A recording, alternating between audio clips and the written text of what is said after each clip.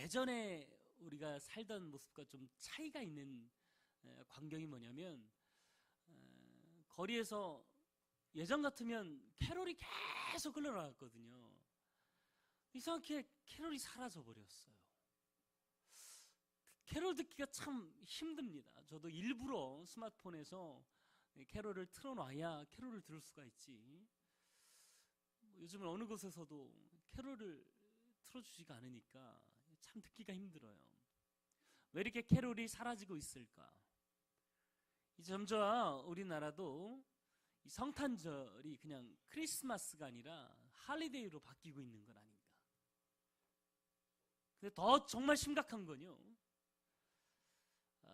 세상 사람들이 이 성탄절을 그냥 휴일로 알고 그냥 자기들만의 축제로 여기고 이런 것이 진짜 심각한 문제가 아니라, 예수 믿는 우리들조차도 그런 분위기에 휩싸이고 있는 건 아닌가. 그것이 가장 큰 두려움이고 문제예요. 세상 사람들이 성탄을 이야기하지 않는다고 해서 이게 위기가 아니죠. 그런다고 복음이 사라집니까? 그렇지 않아요. 정말 우리를 구원하기 위해서 이 땅에 오신 아기 예수님이 믿는 우리들조차도 의미가 없어진다면 이게 가장 큰 문제, 어려움이 아닌가. 자, 오늘 예수님이 2015년 전에 이 땅에 태어나셨는데요, 예수님 당시에 예수님이 태어나신 이 사건을 보면서도 사람들은 반응이 각기 달랐습니다. 자, 오늘 2절 말씀 함께 읽어보겠습니다. 자, 마태복음 2장 2절 말씀입니다. 같이 읽겠습니다. 시작. 유대인의 왕으로 나신 이가 어디 계시냐? 우리가 동방에서 그의 별을 보고 그에게 경배하러 왔노라 하니.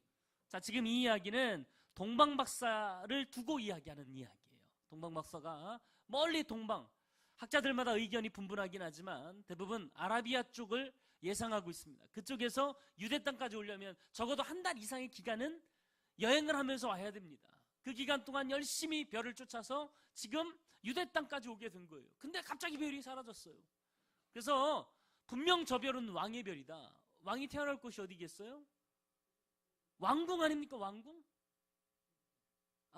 왕이 딴 데서 태어나나요? 요즘이야 산부인과에서 태어나지만 그 시대는 왕궁에서 태어났을 거란 말이죠. 그리고요, 이 동방박사들이 왕궁으로 찾아나간 거예요. 그리고는 이 땅에 왕이 태어나셨을 텐데 그 왕이 어디 계시느냐 묻는 거예요. 그리고 이 동방박사들이 뭐라고 얘기하냐면, 내가 그분께 경배하러 왔노라. 경배하러 왔노라. 자, 동방박사에게 예수님은 경배의 대상이었어요. 동방박사에게, 적어도 그분들에게는 예수님이 경배로 반응하는 그런 분이었다는 것이죠. 자, 그런데 3절 한번 보세요. 3절에 보면 전혀 다른 반응이 나옵니다. 자, 2장 3절 같이 읽습니다. 시작. 헤롯 왕이 온 예루살렘이 듣고 소롱한지라. 자, 헤롯 왕과 온 예루살렘이 듣고 소동했다 그랬어요. 소동이라는 거 하는 건 무질서를 이야기하는 거예요. 정신이 없어진 거예요. 자, 헤롯은 그 당시에 대왕으로 불렸습니다. 헤롯 대왕으로 불렸어요. 자, 헤롯 대왕이 자기에게 자식이 난 게 없는데 이 땅에 유대인의 왕이 태어났다 그러니까요, 정신이 혼미해진 거예요. 질서가 다 무너지고요. 아니, 나한테 자식이 없는데 어디서 왕이 난 거야? 라고 이렇게 호들갑을 떨고 있는, 소동을 벌이고 있는 그런 장면이 오늘 성경에 나오는 거예요. 자, 예수님이 이 땅에 오셨는데 두 가지 반응이에요. 어떤 사람들은 경배합니다. 그런데 어떤 사람들은 혼란과 소동을 경험하고 있어요. 자, 과연 여러분에게 예수님은 어떤 분이세요? 물론 여러분 다 예배하고 왔으니까 예배의 대상이 예수님이시죠. 근데 정말 이 문제의 정말 중요한 이슈는 뭐냐면, 누가 과연 진정한 왕이시냐라는 문제예요. 자, 헤롯이 왜 소동하고 있습니까? 다른 이유는 없어요. 내가 왕인데 다른 왕이 태어났다 그러니까 소동을 벌이고 있는 거예요. 소동을 벌이고. 내가 나의 왕자를 지키기 위해서 참된 왕이신 예수님을 거부하고 있는 모습이 헤롯에게 보여지고 있단 말이죠. 자, 우리가 예수님을, 아기 예수님을 참된 왕으로 우리의 마음속에 모시지 않으면 우리도 또한 이런 모습을 보일 수밖에 없단 말이죠. 여러분, 정말 여러분의 인생에 예수님이 진정한 왕으로 여러분의 인생을 다스리고 계십니까? 하면서 그렇게 자신이 없대요. 내 인생의 왕자를 하나님께 드리고 주님이 다스리시는 대로 주님이 그 말씀에 순종하며 우리가 우리의 인생을 살아가고 있느냔 말이죠. 그러길 원하시는 거지 진짜 그런 건 아니잖아요. 아직도 여전히 내 인생의 왕은 나다. 내 인생의 왕자를 내가 붙잡고 내가 가정에서도 직장에서도 내 자녀들을 내 것으로 내가 왕으로 내 말대로 다 해야 되고 이런 모습이 우리의 마음속에 우리의 삶 가운데 있지 않냔 말이죠. 그래서 믿음은 누가 왕이 되느냐의 싸움이에요. 온전히 하나님께 내 인생의 왕자를 내어드리고 그분이 나를 다스리도록 하는 게 이게 진짜 믿음이고 신앙이에요. 근데 우리는 어떻습니까? 여러분, 근데 여기에는 100%가 없어요.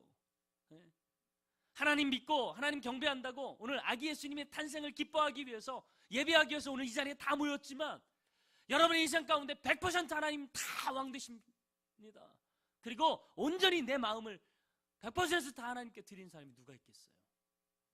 예배 때는 그런지 모르지만 문 밖에 나가기만 하면 또다시 내 인생의 주인이 내가 되고 내 마음대로 내 멋대로 내가 생각한 대로 내 인생을 살아가려고 하는 모습이 우리 가운데 있지 않냔 말이죠.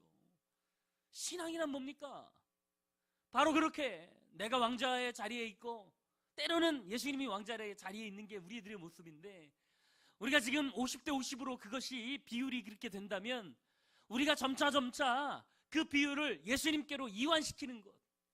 그래서 올해는 50대 50이었지만 내년에는 60대 40으로 더 주님께 내 인생을 맡겨드리는 것, 그것이 신앙이고 믿음의 성장이 아니냔 말이죠. 이게 왜 중요하냐면요, 진심으로 하나님께 내 왕자를 내어드리지 않는 이상 예수님을 참되게 예배하는 건 어렵단 말이에요. 자, 여러분 동방박사를 한번 보세요. 동방박사는요, 그 당시에 별을 연구하는 사람들입니다. 쉽게 말해서 그렇지만 조금 더 정확하게 이야기하면 점성술사들이에요. 별을 보고 운명을 점치고 계산하는 사람들이 동방의 박사들이었어요. 자, 그들의 이 점성술은요, 나라마다 상당히 고위직에 있었단 말이죠.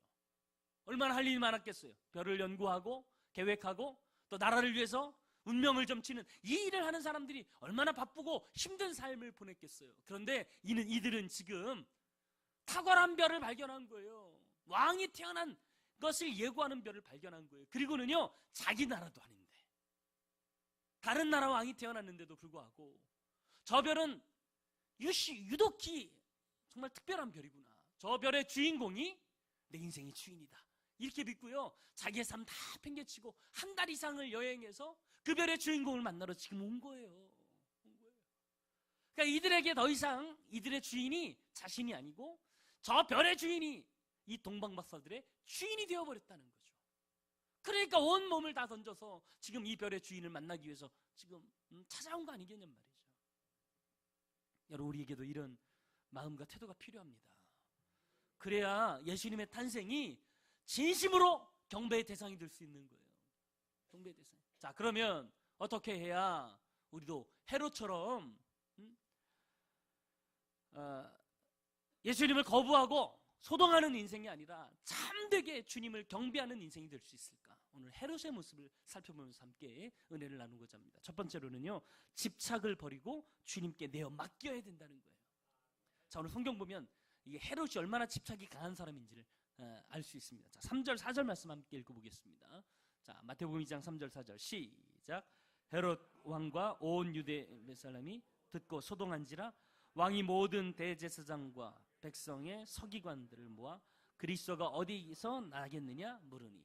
자, 지금 헤롯 왕이 유대인의 왕이 날 텐데 어디 있습니까? 라고 질문을 하자 헤롯 왕은 그 질문을 생각하기 시작하는 거예요.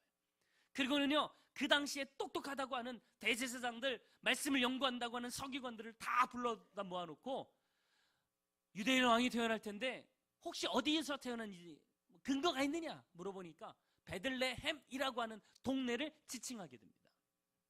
자, 7절 말씀 보겠습니다. 7절 시작. 이에 헤롯이 가만히 박사들을 불러 별이 나타난 때를 자세히 묻고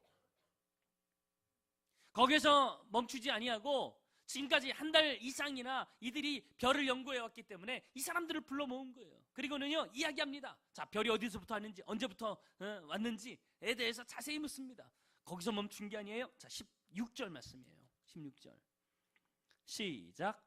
이에 헤롯이 박사들에게 속은 줄 알고 심히 노하여 사람을 보내어 베들레헴과 그 모든 지경 안에 있는 산의 아이를 박사들에게 자세히 알아본 그때를 기준으로 하여 2살부터 그 아래로 다 죽이니. 아니, 헤롯이 집착이 얼마나 심하냐면요, 한 가지 생각에 몰두하니까 이 생각이 점차 눈덩이처럼 불어나가지고요, 결국은 박사들이 얘기한 그 시점을 기준으로 해서 2살 이하의 아이는 다 죽이는, 인간으로서는 할 수 없는 이런 짓거리까지 하고 있단 말이죠. 유대의 역사학자였던 요세푸스라고 하는 사람이 있어요. 자, 이 사람이요, 이 헤롯 대왕에 대해서 어떻게 평가하냐면 상당히 집착이 심한 사람으로 평가합니다. 실제로 이 헤롯 대왕은 자신의 왕권을 유지하기 위해서 자기 가족들, 형제들을 다 죽이는 피해 숙청을 다녀왔던 사람이에요. 뿐만 아닙니다. 집착하는 사람들의 대부분의 특징이 뭐냐면 질투심이 강합니다. 누가 나보다 인기 있고 누가 나보다 더 위대하다 그러면요, 못 견딥니다. 그러니까 지금 이 헤롯 대왕은 갓 태어난 아이가 왕이라 그러니까 자기의 왕권이 위협받을까봐 그 태어나지도 않은, 정말 갓 태어난 아이, 이것이 진짜인지 아닌지도 확인되지도 않은 그 아이 때문에요, 2살 아이의 사람들은 다 죽인 거예요. 다 죽인 거예요. 집착이 얼마나 큰지 몰라요. 사실 여러분, 우리가 우리의 인생의 왕좌에 내가 앉아 있으면요, 대부분의 사람들이 집착이라는 것에 빠져 살고 있습니다. 어떤 사람은 돈에, 어떤 사람은 권력에, 어떤 사람은 물건에, 어떤 사람은 이성에게 집착하며 살아갈 때가 많아요. 그게 여러분 인생을 망치는 지름길이에요. 그럼 어떻게 해야 이 집착을 버릴 수 있느냐? 하나님께 맡겨야 돼요. 할렐루야. 내가 내 인생의 왕좌의 자리에 앉아 있으니까요, 집착하게 되고 그것이 내 인생을 망치는 거예요. 헤롯이 이렇게 망가지는 모습을 한번 보십시오. 내가 인생의 왕자라고, 내가 내 인생의 왕이라고 주장하고 있으니까 결국은 그 인생이 망하는 인생으로 가지 않습니까? 여러분, 예수님께서 이 땅에 왕으로 오셨다면 이제 내 인생의 왕자를 주님께 내어드리는 저 여러분 되기를 간절히 바랍니다. 그러려면 맡겨야 돼요. 붙들고 있는다고 해결 안 되잖아요, 여러분. 하나님께 맡기고 주님이 하시는 대로, 주님이 이끄시는 대로 순종하며 가면 우리의 인생에 진심으로 주님을 경배하는 축복이 있게 될 줄 믿습니다. 두 번째로는요, 거짓을 버려야 돼요. 그리고 진실하게 주님을 바라봐야 된다는 거예요. 자, 오늘 8절 말씀 한번 보세요. 8절, 2장 8절입니다. 시작. 베들레헴으로 보내어 이르되 가서 아기에게 대하여 자세히 알아보고 찾거든 내게 고하여 나도 가서 그에게 경배하게 하라. 지금 이 헤롯 대왕이요, 박사들을 다시 불러 모읍니다. 그리고는 이야기를 하죠. 너희들이 가서 자세히 알아보고 왕을 찾거든 나에게도 알려줘. 내가 가서 그분께 경배하고 싶어. 이게 진심일까요? 겉으로 볼 때는요, 정말 겸손하고 위대한 사람 같아요. 그런데 그 속마음은 달랐다는 거죠. 자, 13절 한번 보겠습니다. 자, 2장 13절 시작. 그들이 떠난 후에 주의 사자가 요셉에게 현명하여 이르되 헤롯이 아기를 찾아 죽이려고 하니 그의 어머니를 데리고 애굽으로 피하여 내가 내게 이르기까지 거기 있으라 하시니. 할렐루야. 실제로 이 헤롯 대왕의 속마음은요, 아이들 찾아 죽이고 싶은 거예요. 아이를 찾아 죽이고 싶은. 그런데도 버젓이 거짓을 이야기합니다.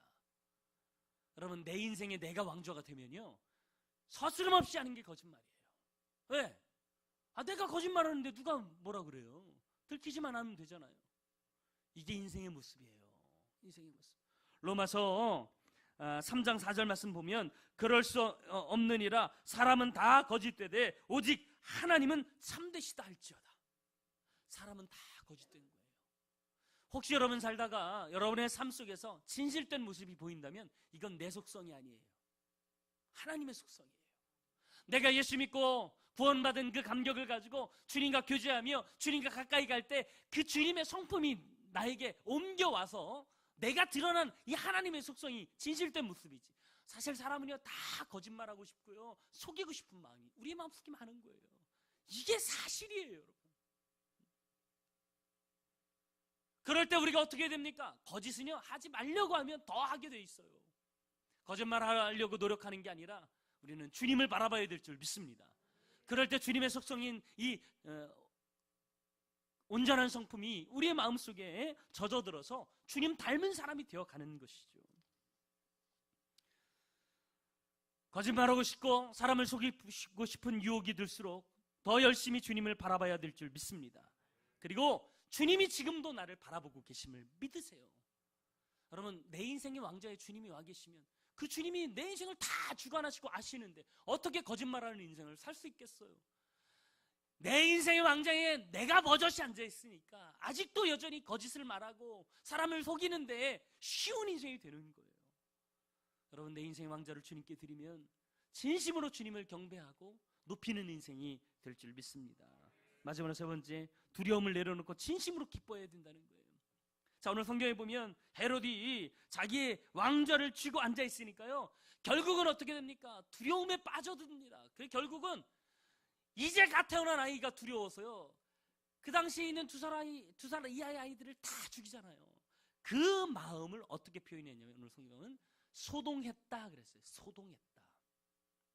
자, 소동이라는 단어가 여기 말고 다른 데 또 한 군데 쓰인 곳이 있습니다.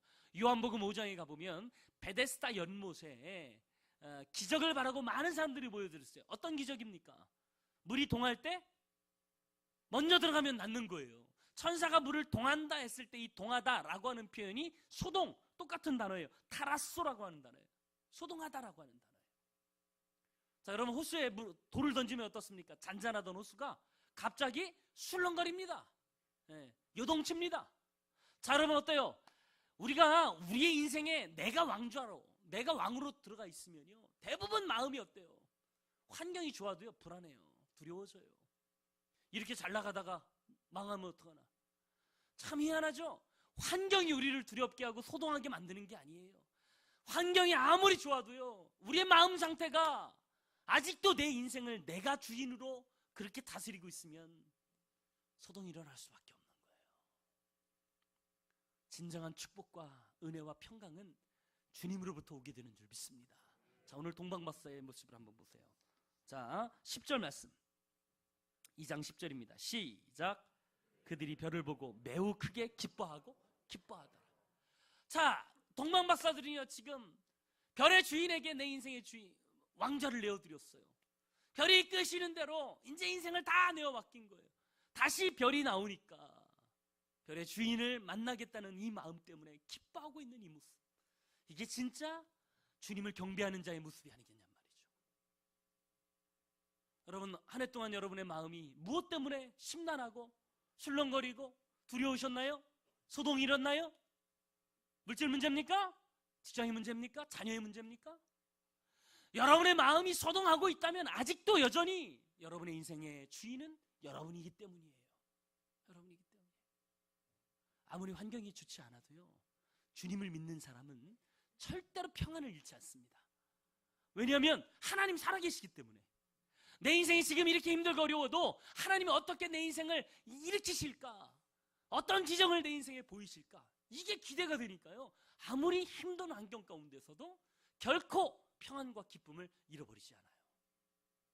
여러분, 오늘 이 시간 매번 드리는, 매해 드리는 성탄절이 아니라 하나님 앞에 이 성탄의 기쁨을 예배하고 경배하는 진짜 이유는 왕 되신 그분이 우리 가운데 오셨기 때문이에요.